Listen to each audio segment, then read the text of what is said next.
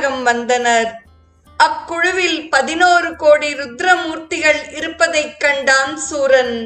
சிவபெருமானை போன்றே விளங்கிய அவர்கள் யார் என திருமாலிடம் வினவினான் சூரன். படைப்புத் தொழில் புரியும் பிரம்மன் ஒருமுறை தானே பரம் என்று செருக்கு கொண்டான். அதனால் அவனுடைய படைப்புத் தொழில் தடைப்பட்டது. தனது தவறை உணர்ந்த பிரம்மன் ஈசன் அருளில்லாமல் எதுவும் நடவாது என்று தெளிந்தான். பலகாலம் சிவபெருமானை நோக்கி தவம் புரிந்தான். சிவபெருமான் தரிசனம் தராததால் பிரம்மன் வருந்திக் கண்ணீர் வடித்தான். அக்கண்ணீர் துளிகள் யாவும் பேய் வடிவம் கொண்டு பிரம்மனை சூழ்ந்து கொண்டு துன்புறுத்தின. அதனால் சோர்வடைந்த பிரம்மன் மயக்க நிலையை அடைந்தான். அப்போது ஒரு கனவு வந்தது. பிரம்மனே, நீயே பரம் என்று எண்ணி செருக்குற்றதால் உனது தொழில் தடைப்பட்டது. இப்போது நல்லுணர்வு பெற்றதால் மீண்டும் உனது தொழில் நன்றே நிகழும் என்று பிரம்மனின் கனவில் கூறினான் ஈசன்.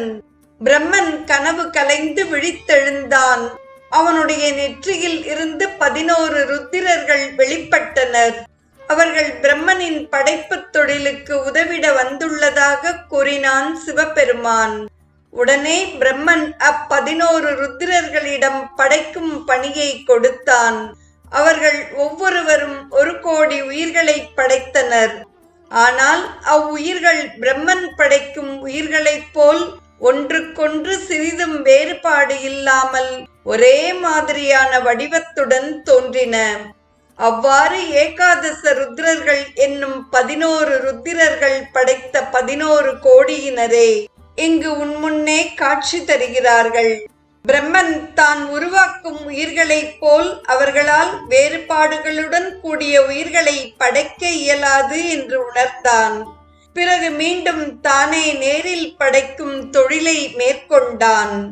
ஏகாதச ருத்ரர்கள் படைத்த 11 கோடி ருத்திரர்களை சிவபெருமான் வானாளும் தேவர்கள் இனத்தில் சேர்த்து அருளினான்.